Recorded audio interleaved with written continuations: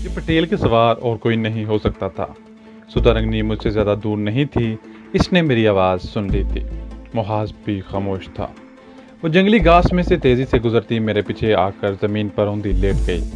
मुझे ये स्याह-फाम लड़की भी अब कमांडो लगने लगी थी। मैंने अपनी आंखें दोबारा झोंपड़ी के अधखुले दरवाजे पर गाड़ दी। अब सुधा की राइफल का रुख भी दरवाजे की तरफ था। मैंने बुलंद आवाज़ में कहा, पटेल बाहर निकल आओ, मुझे तुम्हारी हर शर्त मंजूर है। चंद सेकंड बाद दरवाज़ा चरचराने की आवाज़ आई। फिर एक फूली हुई तोंद वाला जर्द रू गंजा आदमी दोनों हाथ सर पर रखे थरथराता हुआ नमूदार हुआ। इसने सिल्क का इंतहाई बेशकीमत धोती कुर्ता पहन रखा था। पाँव में गुजराती चप्पल थी। मौत के खौफ से वाकई इस पर लर्जा तारी था। मैंने ज़मीन पर लेटे लेटे इससे पूछा कि इसके बाकी साथी कहाँ हैं। इसने कपकपाती आवाज़ में कहा, सब मारे गए हैं ठाकुर, सब मारे गए। सारा किया धरा इन्हीं का था। मैंने कुछ नहीं किया। मेरे सोने की अंगूठी ले लो, मेरे साथ चलो, तो मैं 1 लाख रुपया जहाँ कहोगे पहुँचा दूंगा। बॉक्स में 5,000 रुपये हैं, वो भी तुम ले लो ठाकुर, तुम ले लो। मैंने अपनी जगह से उठते ही जक्कन भरी लात मारकर झोंपड़ी का दरवाज़ा धड़ाक से खोल दिया और राइफल तान कर चलाया। कोई है तो वहीं खड़ा रहे। झोंपड़ी खाली पड़ी थी। एक जानब चारपाई पर शानदार बिस्तर लगा था। मैं बाहर निकल आया। पटेल को सुधारंगनी ने अपनी राइफल की जद में ले रखा था। पटेल इसी तरह अपने हाथ सर पर रखे खड़ा था। मैंने सुधारंगनी को इशारे से बुलाया। हम दोनों की शक्लें देखकर पटेल की रही सही हिम्मत भी जवाब दे गई। सुधारंगनी के स्याहफाम चेहरे, केसरी आंखों और कलाई से लिपटे सांप को देखकर के पसीने छूट गए। मेरी अपनी शक्ल भी किसी खून पी जाने वाले दरिंदा सिफर डाकू से कम ना थी। मैंने पटेल का एक हाथ नीचे गिरा दिया। हाथ नीचे करो पटेल, तुम सुधा के शिकार हो, मैं तुम्हें कुछ नहीं कहूँगा। पटेल ने सुधा के आगे हाथ जोड़ दिए। नाग देवी जी, मुझे माफ़ कर दो, मैंने कोई गुनाह नहीं किया। सुधारंगनी ने राइफल कांधे लटका रखी थी। इसने अपनी कलाई से लिपटे सांप के सर पर हाथ फेरते हुए फंकार नमा आवाज़ में पूछा, मछेरों की झोंपड़ियों को किसने आग लगाई? मेरे माता पिता, मेरे भाई बहनों और बच्चों पर किसने गोलियां चलाई? पटेल ने गड़गड़ाते हुए कहा, देवी मियाँ, ये सब कुछ इन गुंडों ने किया था, मैं तो इन्हें मना किया था। सुधारंगनी ने गजबनाक होकर कलाई से वाला सांप पटेल के चेहरे के करीब कर दिया। नरदई, इन गुंडों को यहाँ कौन लाया था? बोल बोल। सुधा ने सांप को मजीद करीब कर दिया। पटेल की आंखें दहशत के मारे उबल पड़ीं और फिर वो बेहोश होकर चकराया और धड़ाम से जमीन पर गिर पड़ा। मैंने सुधा से कहा, इसका काम तमाम कर दो और वापस अपने टीले पर चलो। सुधारंगनी ने बेहोश पटेल के गंजे सर पर हाथ फेर कर कहा, मैं तुझसे प्यार करूंगी रघु, तुम मुझसे प्यार नहीं करते ना? अब मैं इस गंजे पटेल से प्यार करूंगी। ये लो, तुम मेरे बेटे को पकड़ो। इसने कलाई वाला सांप उतार कर मेरी तरफ फेंका। सांप हवा में उछलकर मेरे बाजू के साथ आकर चिमट गया। मुझे पसीना तो जरूर आ गया, मगर सांप ने मुझे कुछ न कहा। मेरी समझ में नहीं आ रहा था कि ये वहशी तामल लड़की पटेल के साथ किस किस्म का प्यार करना चाहती है। मेरे देखते देखते सुधारंगनी ने अपना मुंह पटेल के गाल पर दिया। फिर वो गहरे गहरे सांस लेने लगी। मैं अपनी जगह पर साकत खड़ा इसे तक रहा था। जब वो पीछे हटी तो पटेल के गाल से स्याह रंग का खून बह रहा था। सुधारंगनी, इस नागन वहशी लड़की ने पटेल की गाल को काटकर अपने दांतों का जहर इसके खून में शामिल कर दिया था। सुधा ने पटेल के पेट पर लात मारकर कहा, इस राक्षस को इसी तरह मारना चाहिए था। लात मारने से पटेल को होश आ गया। इसने गर्दन उठाकर अपने जिस्म को देखा कि गोली तो नहीं लगी। इसके गाल से खून के स्याह कतरे इसके बेदाग कमीज पर गिरे तो इसने अपने गाल को हाथ लगा कर देखा। ये जहर है राक्षस, ये मेरे इंतकाम का जहर। पटेल का मोटा बुद्धा जिस्म आहिस्ता आहिस्ता लचने लगा, अपनी गर्दन को मसलने लगा। इसके हलक से हल्की सी चीख निकली जो एक खरखराहट में तब्दील हो गई। इसके हाथ जमीन पर गिर पड़े। नाक से स्याह खून जारी हो गया। जिस्म की लर्जिश रुक गई और गर्दन एक तरफ को ढलक गया। अब इसके कान से भी स्याह खून बह रहा था। सुधारंगनी ने एक वहशियाना कहकहा लगाया, राइफल उठाकर पटेल के पेट को निशाना बनाया और दाएं से फायर कर दिया। पटेल का जिस्म जरा सा उछला और तोंद हल्के से धमाके से फट गई और अंदड़ियां बाहर को उबल आईं। मैंने सुधा रंगनी का बाजू थामा और इसे घसीटता हुआ दूसरी तरफ ले गया। सुधा रंगनी पर वहशत सवार थी। शायद वो पटेल की लाश को कच्चा चबा जाना चाहती थी। वो मेरे बाजुओं से निकल निकल कर जाती थी। मैंने बड़ी मुश्किल से इसे संभाला और झोंपड़ी के दूसरी तरफ ले जाकर एक मटके से पानी पिलाया। वो जमीन पर बैठ गई। फिर अपने माता पिता को याद करके देर तक रोती रही। मैं इसके सर पर हाथ रखे इसे दिलासा देता रहा। इसकी तबीयत को कदरे सुकून आया तो हम मोटर कश्ती में आ गए। इसकी तलाशी ली। बॉक्स में खोलकर देखा। इस बॉक्स में सिवाय ओट पटांग चीज़ों, मजदूरों के यही खातों के और कुछ ना था। एक बॉक्स बाहर सहल पर गिरा पड़ा था। इसे खोला तो इसमें से साफ सुथरी धोतियाँ, कुर्ते और 4 नई चप्पलें बरामद हुई। एक रुमाल में 2000 रुपये की करेंसी नोट लिपटे हुए थे। हमने ये चीज़ें एक गठरी में डालकर मोटर कश्ती में रख दी। अब वापस झोंपड़ी की तलाशी लेने आए।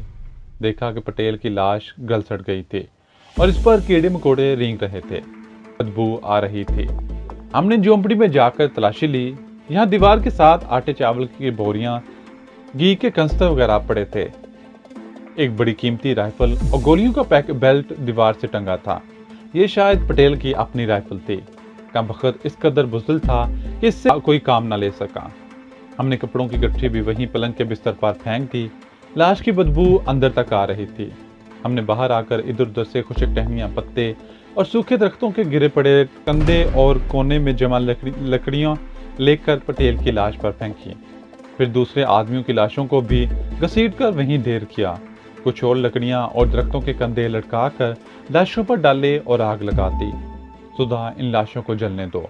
चलो हम वापस टीले पर चलते हैं। मुझे बहुत भूख लगी है। वापस टीले पर आए तो बुढ़े मछेरे की लाश भी बदबू देने लगी। सुधा के कहने पर हमने बुढ़े की लाश को दरिया के लहरों के सुपुर्द कर दिया। झोंपड़ी के बाहर बैठकर हमने दिन का बचा हुआ खाना खाया। दिन का बचा हुआ खाना यानी मछली और ज्वार के आटे की रोटी खाई। पानी पिया। मैं दरख्तों वाले मोर्चे के साथ टेक लगाकर नीम सवार हो गया। सुधा झोंपड़ी के सामने आलती पालती मारकर बैठ गई। मुझे फौरन नींद आ गई। वो रात हमने टीले वाली झोंपड़ी में ही बसर की। दूसरे दिन हम पटेल के डेरे पर आए तो देखा कि लाशें जलकर स्याह हो चुकी हैं। हम अपनी राइफलें और दूसरी 4 बंदूकें भी उठाकर इस झोंपड़ी में ले आए। यहाँ पटेल का शेव का सामान, तेल, कंघी और खुशबूदार तेल और तौलिया भी था। एक ट्रंक में इसके कपड़े भी पड़े थे। मैंने सबसे पहले सेफ्टी रेजर से शेव बनाई, अपनी मूंछें कैंची से कुतरी, फिर दरिया पर जाकर साबुन मल कर गुस्ल किया। अपने खाकी गंदे फटे पुराने कपड़े उतार कर सफ़ेद धोती और सफ़ेद कुर्ता पहना। पाँव में पटेल की नई चप्पल डाली। इतने में सुधा रंगनी भी नहा धोकर आ गई। इसने बालों में तेल डालकर इन्हें धोया था। मुझे देखकर देखते ही रह गई। रघु, तुम तो बड़े सुंदर हो। मैंने कहा, सुधा तुम भी तो बड़ी सुंदर हो, जंगल की देवी लग रही हो। वो बालों में पटेल की कंघी फेर रही थी। नहाने धोने से इसका रंग निखर गया था। इसने भी सफ़ेद धोती और कुर्ता पहन लिया था। कुर्ते के लंबे बाजू इसने कैंचितनियों के करीब से काट दिए थे। नीचे से कुर्ते का घेरा भी कमर तक काट कर अलग कर दिया था। ये कुर्ता एक रेशमी शलूका सा बन गया था। सुधा ने बालों का जूड़ा बनाकर जंगल से इसमें गुलमहर का सुर्ख फूल तोड़कर लगा लिया। इसका रंग निखर कर ज्यादा अबनूसी हो गया था। वो काले जंगलों की काली देवी लग रही थी। इसने आग जलाकर केतली में चाय बनाई, चावल खाए। मैं 2 जंगली मुर्ग मार कर ले आया।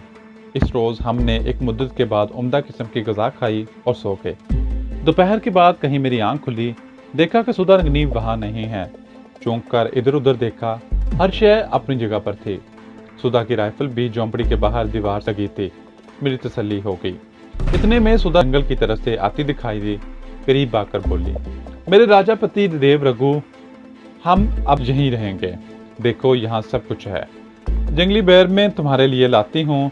इसे सारे जंगल को जानती हूँ। इसने झोली मेरे आगे उल्ट दी। सबज मोटे मोटे बेर बड़े मीठे थे। हम बेर खाने लगे। सुधा रंगनी कहने लगी, यहाँ खेल कूद कर मैंने अपना बचपन गुजारा है। रघु, तुम मेरे साथ यहाँ रहोगे ना? क्यों नहीं, जरूर रहूंगा। लेकिन तुम भूल गई हो कि हम 12-13 आदमियों का फोन कर चुके हैं। बहुत जल्दी पटेल के रिश्तेदार इसकी तलाश में यहाँ आएंगे। हो सकता है इनके साथ पुलिस भी हो। मेरे साथ तुम भी पकड़ी जाओगी। सुधा रंगनी एकदम चुप हो गई। फिर अपनी राइफल थाम कर बोली, रघु, हम इनका मुकाबला करेंगे। मुझे अब निशाना लगाना भी आ गया है, यहाँ कारतूस भी बहुत हैं। मैंने कहा, कहाँ तक मुकाबला कर लेंगे? मुंबई की सारी पुलिस यहाँ आकर हमें घेरे में ले लेगी सुधा, फिर हम कहाँ जाएंगे? रघु प्यारे, सुधारंगनी का चेहरा उदास हो गया। मैंने आहिस्ता से कहा, ये भी सोच लेंगे, अभी ये बेर खाओ। सुधारंगनी से ज्यादा मुझे ये गम खाए जा रहा था कि इस लड़की को लेकर कहाँ जाऊंगा। हकीकत ये है कि मुझे इस लड़की से थोड़ी थोड़ी मोहब्बत हो गई थी। इसका सिवाय मेरे इस दुनिया में दूसरा कोई नहीं था। अपने ससुराल वो वापस जा नहीं सकती थी। वो लोग इसे जरूर मार डालते। यहाँ वो अकेली नहीं रह सकती थी। मैं अपने साथ इसे कैसे ले जा सकता था? मेरा मिशन बेहद अहम था। मुझे डॉक्टर अफरीदी को भारतीय कैद से छुड़ाकर बंबई पहुंचाना था। जिस जंगल में डॉक्टर अफरीदी कैद था, मेरे अंदाजे के मुताबिक यहाँ से वो दरिया के ऊपर की जानब 50-60 मील के फासले पर था। मैं इस मिशन में सुधारंगनी को साथ नहीं ले जा सकता था। मुझे ले जाना भी नहीं चाहिए था। आखिर वो एक भारतीय लड़की थी और पाकिस्तानी मुसलमान जासूस था।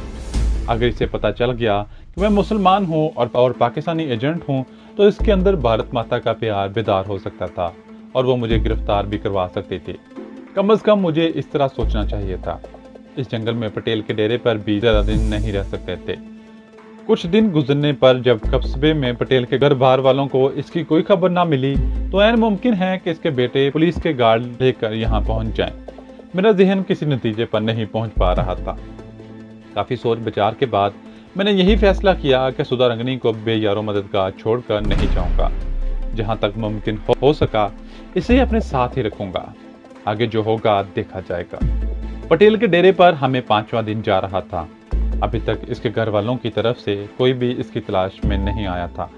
एक रोज सुधारंगनी दिन चढ़े जंगल से नारियल और बेर इकट्ठे करने चली, तो मैंने झोंपड़ी वाले टीले पर जाकर दरिया की मगरबी सिमत का जायजा लिया कि कहीं कोई पुलिस पार्टी स्टीमर में नहीं आ रही।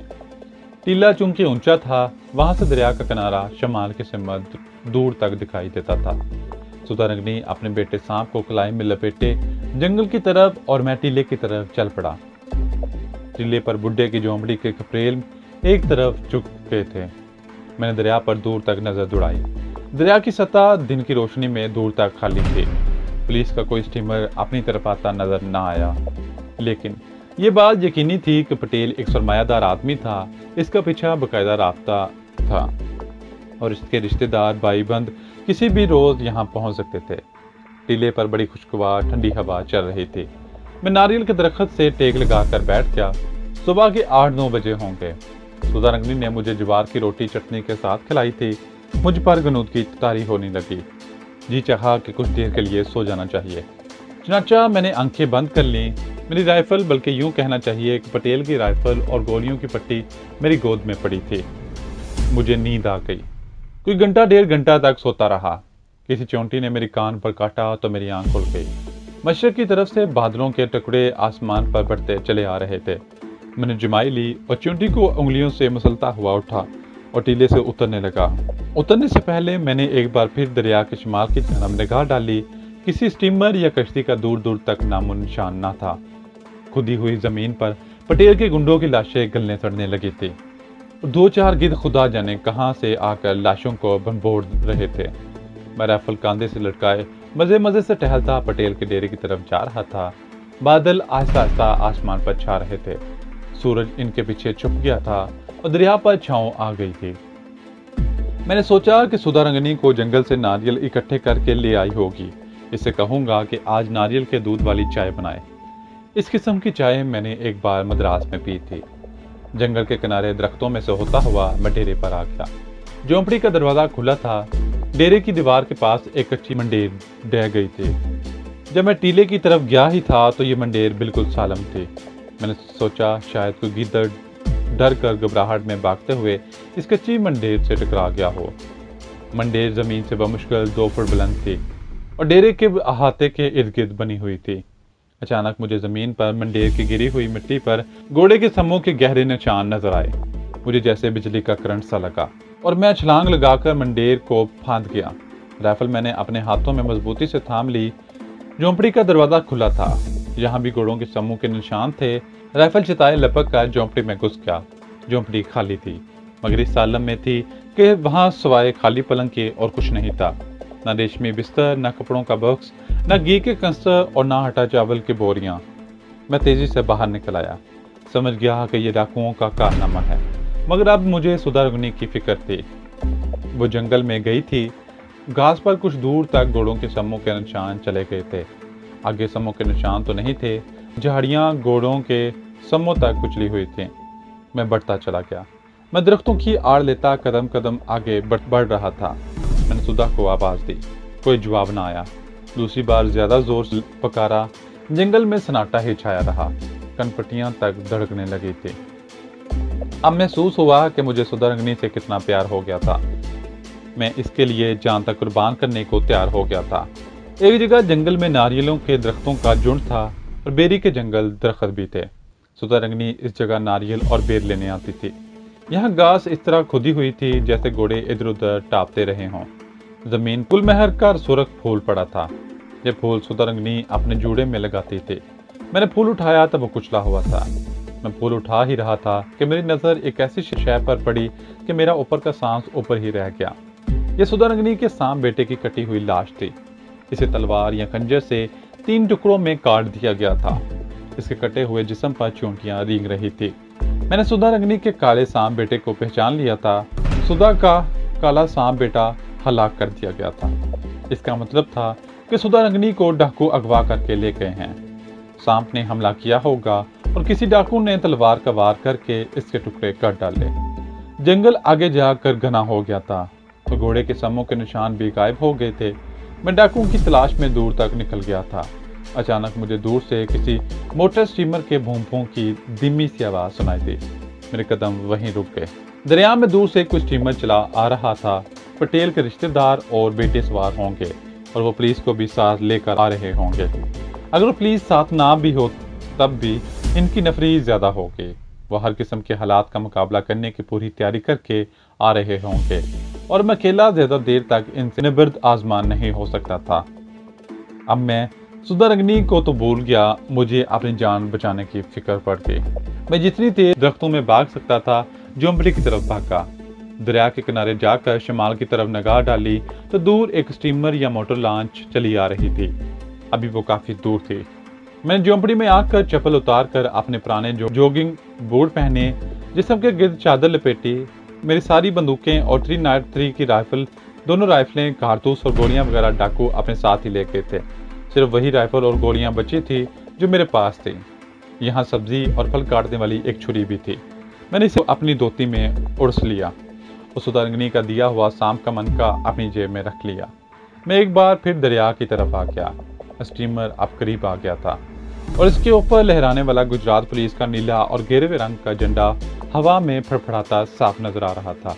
मैं छलांग लगाकर पटेल के दरिया के किनारे मोटर कश्ती में गया। जीना उतरकर मिट्टी के तेल का कंसर लेकर इस तेल को इंजन के साथ उलट दिया। फिर कपड़े के एक टुकड़े को आग लगाकर फेंका और बाहर निकालकर झोंपड़ी की तरफ दौड़ पड़ा। मोटर कश्ती के इंजन ने आग पकड़ ली। इसमें से पहले धुआं और फिर आग के शोले बुलंद होने लगे। मैंने अपनी सिम्मत का तयन इसी रुख पर बड़ौदा और अहमदाबाद के वस्ती जंगल में वो पुराना किला नुमा खंडर था जिसके ज़ेरे ज़मीन लेबॉर्ट्री में मेरे साथी एजेंट अमजद के मुताबिक पाकिस्तानी साइंसदान डॉक्टर अफरीदी और उसकी नौजवान लड़की नौरीन कैद थे। नारियल के झुंड में सुधा रंगनी के सांप बेटे की लाश अब चुंटियों से पूरी तरह ढक गई थी। यहाँ पहुंचकर मुझे पीछे दरिया की तरफ से एक धमाके की आवाज़ सुनाई दी। ये पटेल की मोटर कश्ती के फटने का धमाका था।